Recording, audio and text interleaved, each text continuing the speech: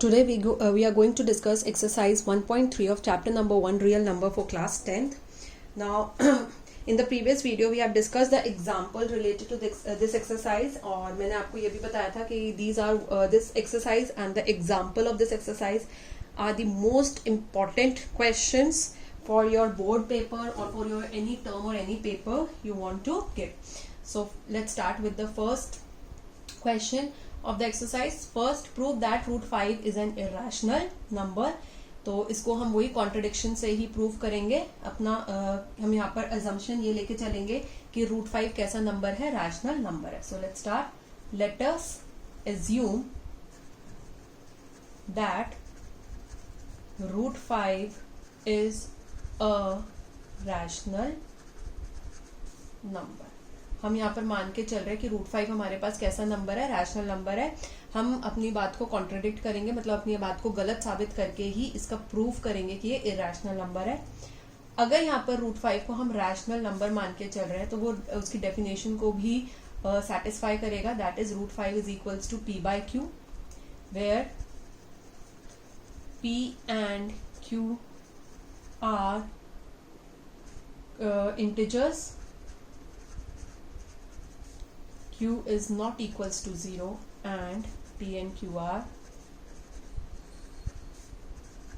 co-prime numbers. So this is the most important thing which we are assuming. हम यहाँ पर सबसे important चीज यही assume कर रहे हैं कि P और Q कैसे नंबर है, co-prime numbers हैं. So what we are saying कि हमने सबसे पहले यहाँ पर assume करा है कि रूट 5 कैसा नंबर है, रैशनल नंबर है.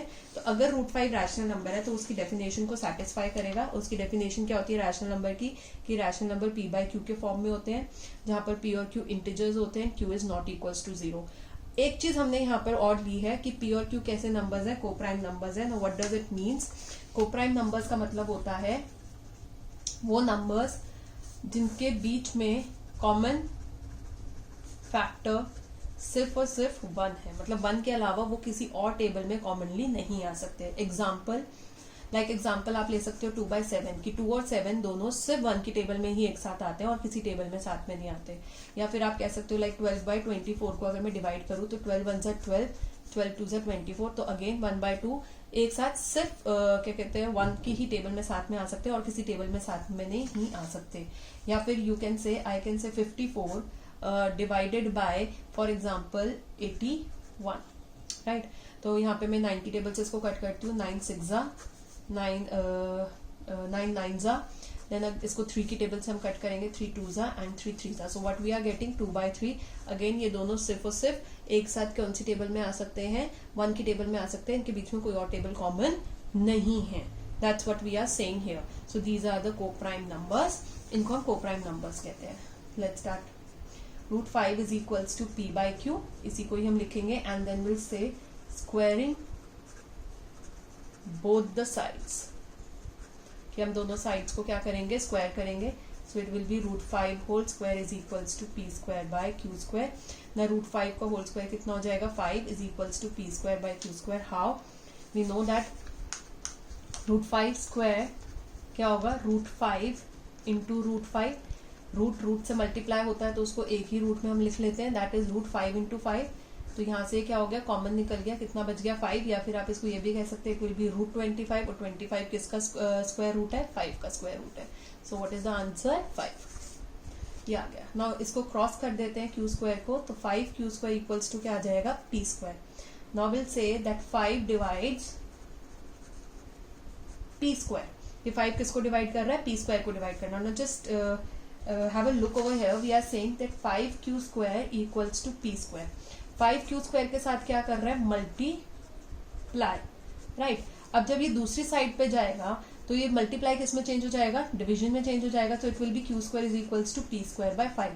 तो यानी कि 5p square को क्या कर रहा है, डिवाइड कर रहा है. सो 5 डिवाइड्स p square विच इम्प्लाइज 5 डिवाइड्स p.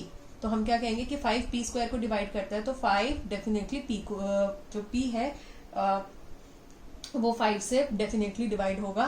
मतलब p multiply by P square क्या होता है, p मल्टीप्लाई बाय p, कि p मल्टीप्लाई बाय p 5 से डिवाइड हो रहा है. तो इट मीन्स कि हमारे पास ये और ये दोनों ही ऐसे ये जो p है ये ऐसा नंबर है जो 5 की टेबल में आता है, राइट। जो p है वो 5 की टेबल में आता है क्योंकि वो सेम नंबर ही है, जो p is the same number. तो ये जो नंबर है और ये जो नंबर है सेम है, दोनों p सेम ही है, तो यानी कि ऐसा टेबल है जो 5 की टेबल में आता है। तो अगर वो p स्क्वायर को डिवाइड करिए तो ऑब्वियसली वो सिंगल सिंगल p को भी डिवाइड करेंगे ही करेंगे। So this is the equation number 1 and this is the equation number 2. We are highlighting the equations only ताकि वो एक मेन जो चीजें हम उसको इसलिए हाईलाइट करते हैं कि वो एक आपका इम्प्रेशन देते हैं, लुक देते हैं कि आप जब भी एग्जामिनर जस्ट उसको पेपर को टर्न करेगा या जब वो आंसर को देखेगा तो उसकी मेन चीजें आपने जो भी लिखी होंगी वो सारी एकदम हाईलाइट होके आ जाएंगी। So it give a very neat and a clean impression and a very good impression to the examiner, right. Now let's move forward. अब हम यहाँ पर क्या कहेंगे, let p is equals to 5 r for some integer r।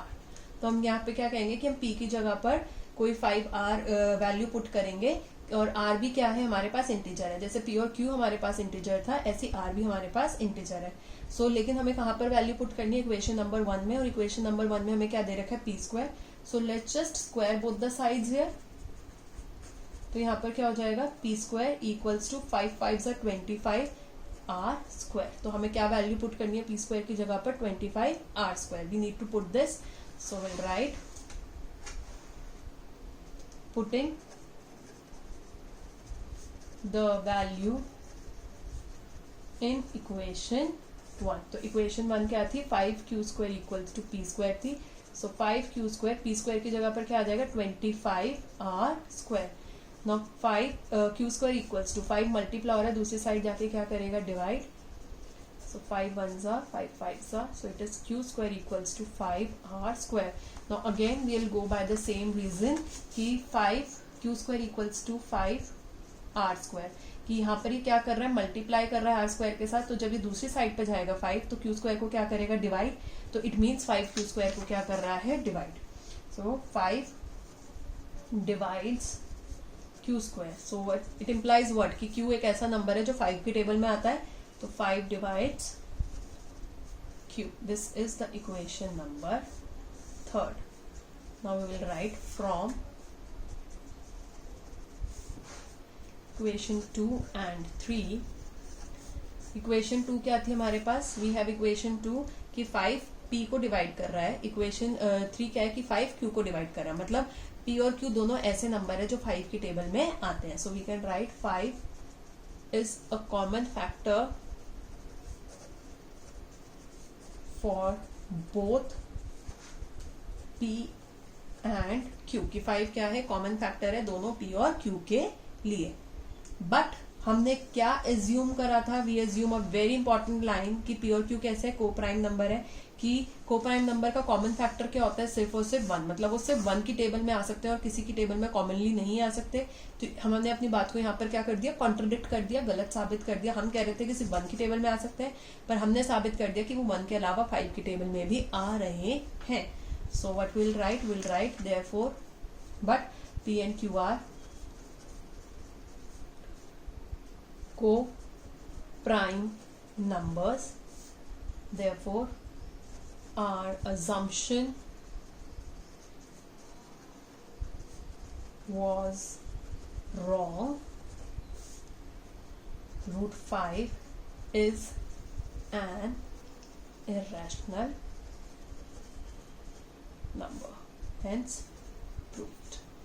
यहाँ पर therefore our assumption was wrong की जगह पर हम एक दूसरी लाइन भी लिख सकते हैं, therefore we contradict our assumption. We can write that also. We contradict our assumption. Contradiction का मतलब ही होता है अपनी बात को गलत साबित करना. Now let's move to the next question. Question number 2 of the exercise. It says prove that 3 plus 2 root 5 is an irrational number. आप देखेंगे तो एनसीईआरटी में यहीं तक ही दिया है, बट जब आप सीबीएसई के पेपर उठा के देखेंगे प्रीवियस ईयर के या सैम्पल पेपर्स उठा के देखेंगे सीबीएसई के, so they generally give you prove that 3 plus 2 root 5 is an irrational number given that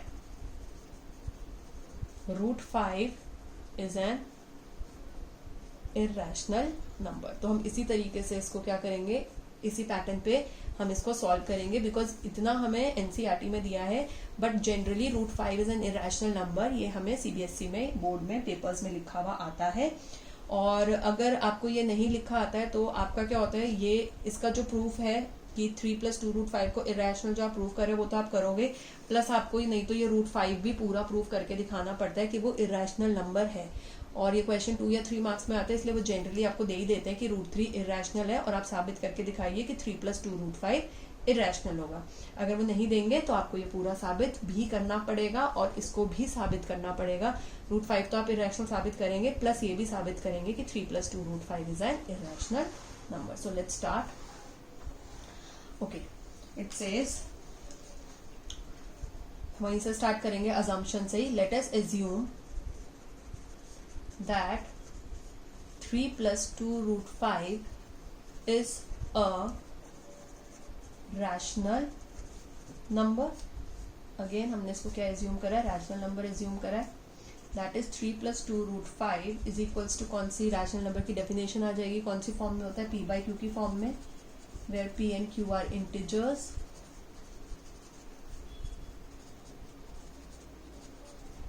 q is not equals to 0 and p and q are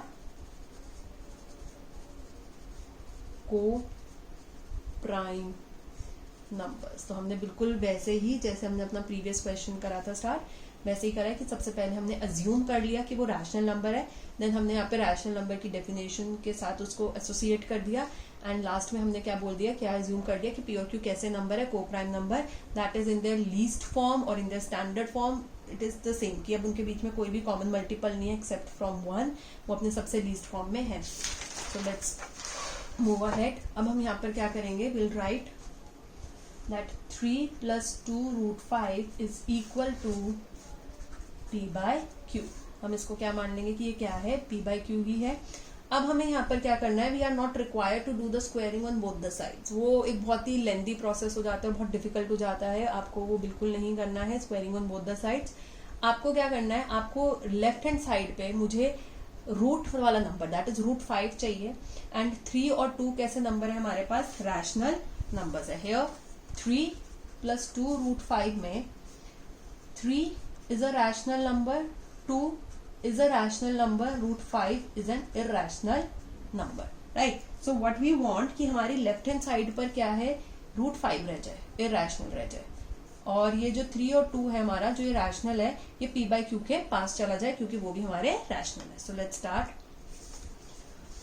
so +3 will go on the other side, it will become -3, so 2 √5 is equals to p/q -3।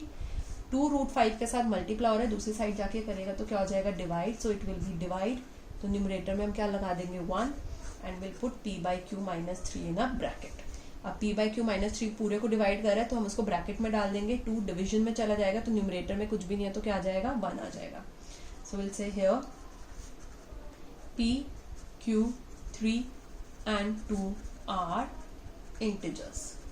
सो हमको पता है कि 2 is an integer, p q हमने integer माना ही है क्योंकि वो रैशनल नंबर है तो उसकी डेफिनेशन के हिसाब से, and 3 is also an integer. So अब p/q क्या था, रैशनल नंबर है, 3 इंटीजर है, 1/2 भी इंटीजर ही है हमारे पास, 2 इंटीजर है, 1 इंटीजर है, और 1/2 को आप देखोगे तो वो भी क्या हो जाएगा, रैशनल नंबर हो गया। 3 को 3/1 लिख देंगे, वो भी रैशनल नंबर हो गया, तो 1/2 रैशनल हो गया, p/q रैशनल हो गया, 3 को 3/1 लिख देंगे, वो भी रैशनल हो जाएगा। तो अल्टीमेटली पूरी राइट साइड हमारे पास क्या हो जाएगी, rational number. So we can say 1/2 multiply by p/q -3 is a rational number. Now see, अब हमारे पास इस इक्वेशन में हमारी पूरी राइट हैंड साइड क्या है, रैशनल नंबर है, this entire side is rational number. तो ऑब्वियसली बात है इक्वल टू के साथ में जो होगा वो भी क्या हो जाएगा, रैशनल नंबर हो जाएगा। So it says √5 is a rational number. देखिए हम यहाँ पर क्या कह रहे हैं, मैंने इसको साबित कर दिया कि भाई p/q इंटीजर थे, 2 और 3 भी इंटीजर हैं, और 1/2 तो होता ही रैशनल है, p/q तो डेफिनेशन के हिसाब से रैशनल हमने ले रखा है, और 3 भी रैशनल नंबर है बिकॉज 3 को आई कैन राइट 3/1, राइट, और -3 भी बोल सकते हो तो -3/1 भी रैशनल ही है। सो हम यहाँ पर क्या कहेंगे कि this entire side is rational. अब ये बराबर है किसके, √5 के।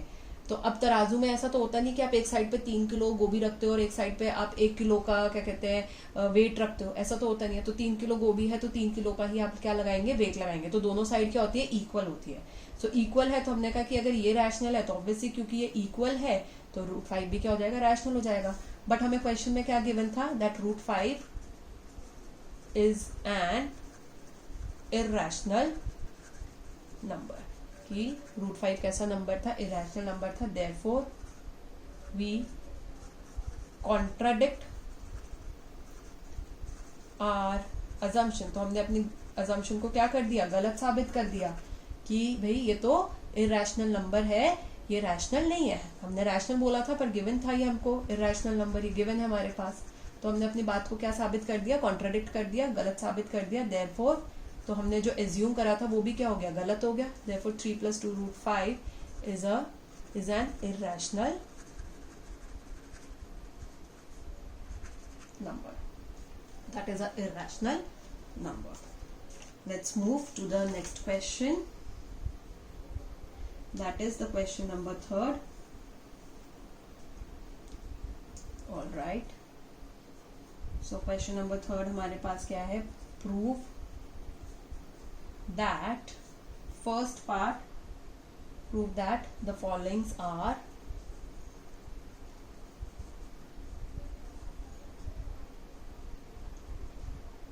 irrationals. So first part is 1/√2. So obviously हम यहाँ पर क्या assume करेंगे, given that √2 is an irrational.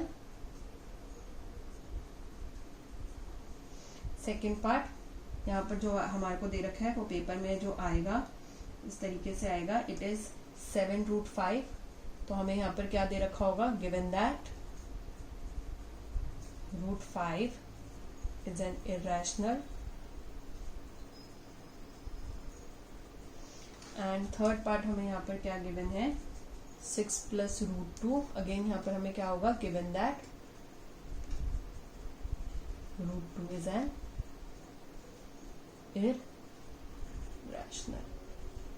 इस तरीके से क्वेश्चन हमें गिवन होगा। मतलब ये कैसे आएगा, prove that 1/√2 is an irrational number given that √2 is an irrational number, और या फिर होगा prove that 7√5 is an irrational number given that √5 is an irrational number, या फिर होगा 6 + √2 is an irrational number given that √2 is an irrational number. तीनों part एक साथ नहीं आएंगे, एक ही पार्ट आएगा 2 या 3 मार्क्स के अंदर प्रूव करने के लिए। सो let's just start with the first part. Okay, so first part is 1/√2, right? So let's start with the assumption. Let us assume that 1/√2 is an irrational number. So उसकी definition को satisfy करेगा. Sorry, is a rational number. We assume it is a rational number. Sorry, it's a rational number, not irrational, rational number. So 1/√2 is equals to P by Q, where P and Q are integers. Q is not equals to 0 and P and Q are co-prime numbers. So 1/√2 is equals to P by Q. अब हमें पता है कि root कभी भी denominator में नहीं रह सकता, अगर है तो हम क्या करते हैं, rationalising the denominator. So rationalising the denominator में क्या करेंगे कि √2 को √2 ही रिप्लेस कर सकता है रूट को पूरी तरीके से.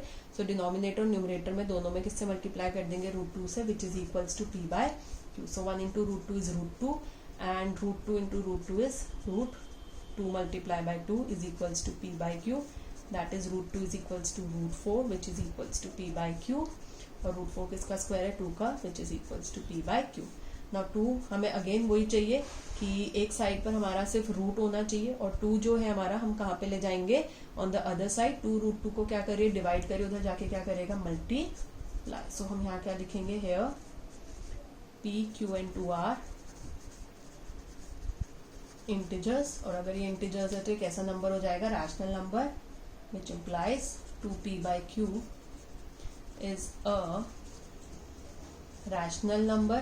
अब अगर राइट हैंड साइड रैशनल है और लेफ्ट हैंड साइड उसके बराबर है तो लेफ्ट हैंड साइड भी क्या हो जाएगा, rational number, which implies √2 is a rational number. But हमें क्वेश्चन में क्या गिवन था कि √2 कैसा नंबर है, इरैशनल नंबर है. But √2 is an irrational number. तो हमने क्या किया, अपनी ही अजम्पशन को कॉन्ट्रडिक्ट कर दिया है, गलत साबित कर दिया. Therefore our assumption was wrong. तो हमारे पास 1/√2 कैसा नंबर हो गया, it is a irrational number. Therefore 1/√2 is an irrational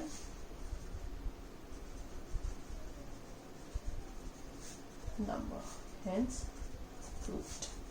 Now let's move to the next part, that is the second part of this question, 7√5. Let's start again. We'll start with the assumption. Let us assume that 7√5 is a rational number. कैसा number है ये हमारे पास, rational number है. तो उसकी definition को satisfy करेगा. 7√5 is equals to P by Q, where P and Q are integers, Q is not equals to 0. तो यहाँ तक हमारी रैशनल नंबर की डेफिनेशन सेटिस्फाई हो जाएगी. एंड हम क्या एज्यूम करेंगे साथ में, कैसे नंबर है P एंड Q आर को प्राइम नंबर के अपने लोएस्ट फॉर्म या स्टैंडर्ड फॉर्म में. Now 7√5 is equals to P by Q. 7 multiply हो रहा है √5 से, हमें यहाँ पे सिर्फ √5 चाहिए एज यूजुअल. 7 को दूसरी साइड लेके जाना है, इट इज मल्टीप्लाइंग, तो वहां पे जाके क्या हो जाएगा, दूसरी साइड पे डिवाइड हो जाएगा इक्वल टू के. सो P 7 by Q. सो अब हमें पता है हियर वी ऑल नो कि P, Q and 7 are integers. कैसे नंबर्स है ये हमारे पास, इंटीजर्स है. सो विच इम्प्लाइज कि हमारी राइट साइड क्या हो गई है, sorry, P 7 by Q is a rational number. अब इक्वल टू की अगर राइट साइड रैशनल है तो लेफ्ट साइड भी कैसी हो जाएगी, rational. This side will also become rational, which implies √5 is a rational number. But question में हमें क्या गिवन था, that √5 is an irrational number. हमारे पास क्या था, गिवन था. Therefore we contradict our assumption. हमने अपनी assumption को गलत साबित कर दिया. Therefore क्या थी हमारी assumption कि वो rational number है, बट अब वो कैसा rational number हो जाएगा, irrational number. Therefore 7√5 is an irrational number. So आपने देखा, मैं बारी बारी हम कभी किसी जगह पर मैं लिख रही हूँ our assumption was wrong, और हम कभी मैं लिख रही हूँ अभी contradict our assumption. So both are saying the same thing. दोनों एक ही चीज कह रहे हैं, तो आप दोनों में से कोई भी लाइन यूज कर सकते हैं. Let's move to the third part. That is the last part of this question. It is 6 plus √2. Let's start with the assumption. Let us assume that 6 plus √2 is a rational number. It's a rational number. तो उसकी definition को satisfy करेगा. 6 plus √2 is equals to P by Q, where P and Q are integers, Q is not equals to 0, and P and Q are co-prime, that is the number in the least form, co-prime number. Now 6 plus √2 is equals to P by Q. इस side पे मुझे सिर्फ √2 चाहिए, तो 6 उधर चला जाएगा, so +6 will change into -6. So √2 is equals to P by Q minus 6. So I'll write here P, Q and 6 are integers. These are integers. So what it makes, the right hand side will become the rational number, which implies P by Q minus 6 is a rational number. So अगर ये rational है तो उसकी left hand side भी equal है, तो वो भी क्या हो जाएगी, rational, which implies √2 is a rational number. But √2 is an irrational number. ये हमें क्वेश्चन में गिवन है condition, is given. Therefore our assumption was wrong. 6 plus root 2 is an irrational number. So irrational number. और अगर आपको math simple और easy लग रही हो, समझ में आ रही हो, तो ऐसी ही फॉर मोर सच वीडियोस आप मेरे चैनल को लाइक, शेयर एंड सब्सक्राइब ज़रूर करें, और साथ में बेल आइकन को भी प्रेस करिए ताकि जब भी मैं कोई भी नई वीडियो अपलोड करूंगी तो उसका नोटिफिकेशन आपके पास आ जाए. Thank you so much for liking my previous videos.